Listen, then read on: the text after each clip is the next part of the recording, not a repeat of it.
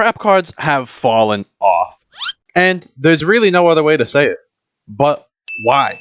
Traps are Yu-Gi-Oh cards with effects that can be quite powerful, but they usually have to be set for one turn before they can be activated. So why don't they see frequent usage anymore?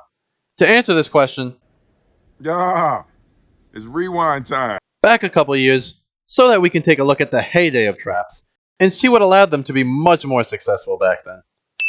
In the past, Yu-Gi-Oh was a much slower game that often involved a back and forth between two players for many turns, which allowed traps to shine.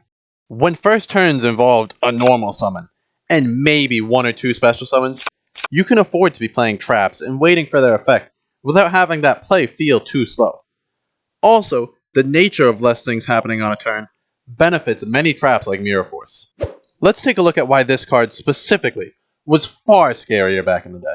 Now, it's obviously a very old example, but when one of the popular strategies was to tribute summon a Blue Eyes as quickly as possible, losing that card with almost no way of protecting against the Mirror Force was a devastating loss that would set the opponent up for a great counterplay.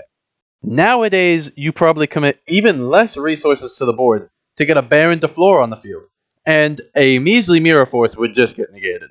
So, if you have to wait a turn for an effect to even be usable, and then it gets negated, that's a massive loss, and shows why trap cards were better when negates were less common. We just looked at how traps don't contribute to helping you build your board, and have to be set for a turn before they can be activated. But, what if there were cards that essentially acted as traps, but didn't have to be set for a turn? Introducing hand traps. These are cards that can be activated directly from your hand, typically to disrupt your opponent. So why would you play slow cards that can disrupt your opponent, when you can play cards like Ash Blossom, Effect Veiler, or Nibiru, who all do so easier? And these monsters get a leg up over traps because they're never really dead. At worst, you can set them, tribute them, or use them as a synchro material if it's a tuner. So they're far more versatile than traps. Trap cards do still have their spot in the game, although their usefulness has certainly declined. One of the popular uses of trap cards is that they are some of the best ways to floodgate your opponent through cards such as Skill Drain, There Can Only Be One, or Anti-Spell Fragrance. These cards warp the way that one must play the game, and are able to see play as a result of their strength, despite being quite frustrating to play against. Another reason that trap cards see play is because some of them just break how a trap is supposed to function. Looking at you, Imperm.